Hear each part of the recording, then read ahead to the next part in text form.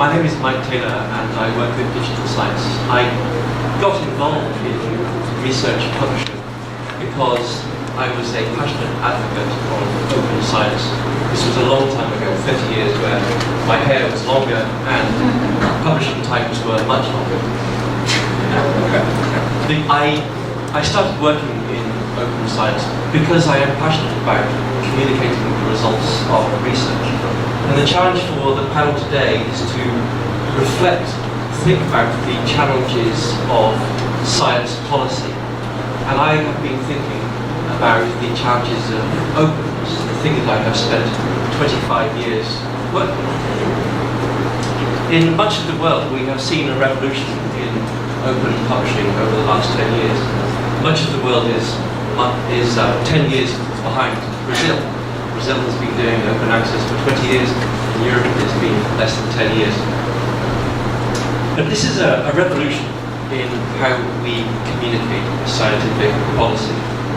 Every year in Europe we see new policies which support open access publishing, which support open data.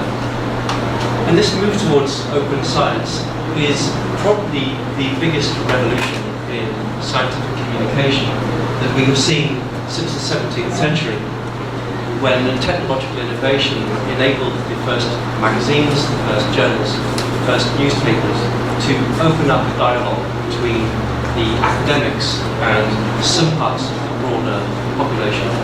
This was where we started to talk about philosophy and natural phenomena in public for the first time. This renaissance brought about a permanent change in the relationship between the broader population and research communication. It changed the way that we thought about scientific research and how we could use it in society. We've enabled a class of people to emerge from the bourgeoisie to become a class, an elite of intellectuals. And over the hundreds of years that followed, science became more professional. It required more money.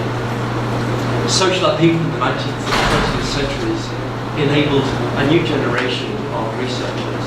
Money was required to build the platforms, to build the publishing tools that we used to develop research. And in many parts of this world, the investment was private. And the companies that were making that investment required a business model that produced a return on their investment. The size of the research business in 2018 is breathtaking. For the company that I work for, Digital Science, we have a number of products, some of them are free. We have an index of historical and current research grants that now has details of $1.3 trillion of research spending. $1.3 trillion.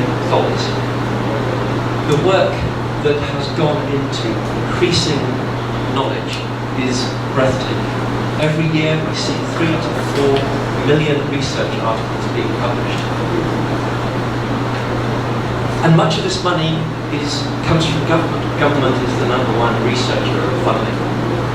It is public money. It's money that has been collected by taxation, by government, through taxation, being spent on research.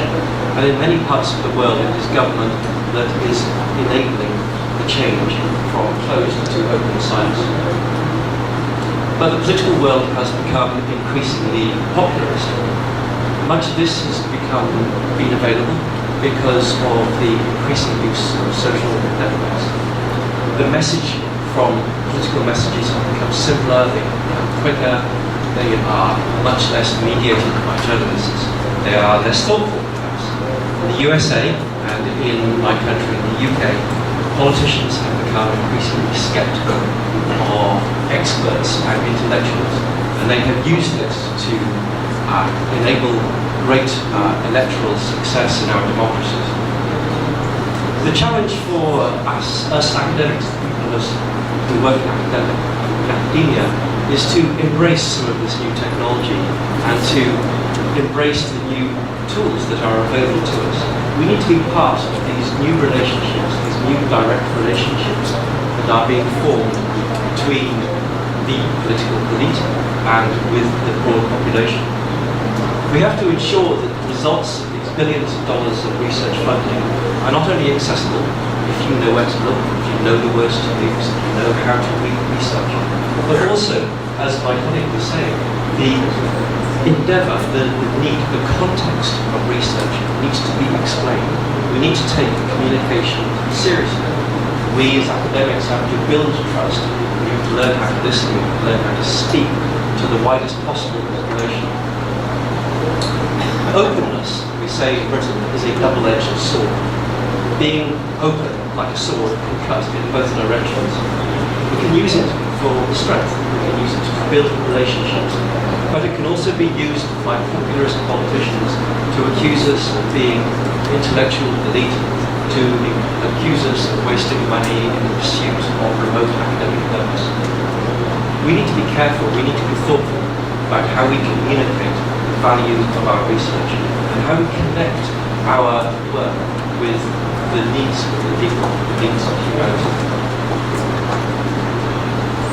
The ways in which we research finds its impact need to be expanded and understood.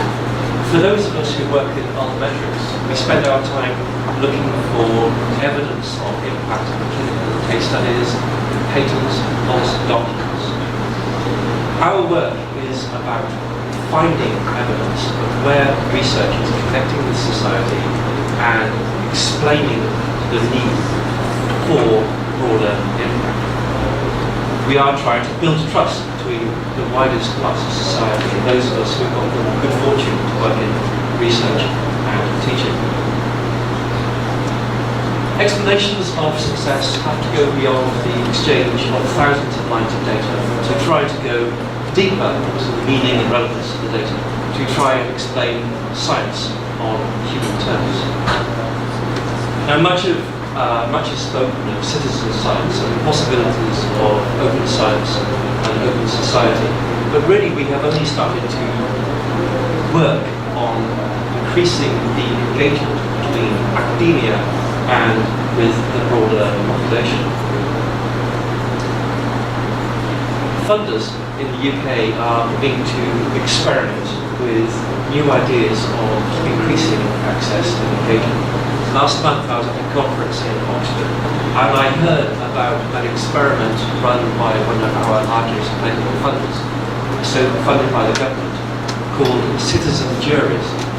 These are bodies of hospital patients, people who are suffering from diseases, and they are being given summaries of research applications so that they can express their opinions about how that research best sits with their needs, with their human needs.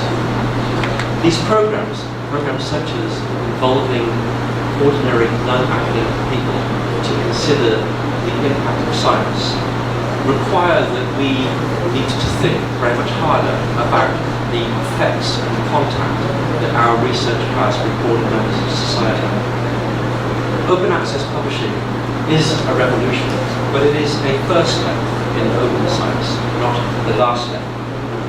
Open science is probably the most exciting thing that has happened in the relationship between the production of knowledge and the use of knowledge for 400 years, but our work has only just started, I think.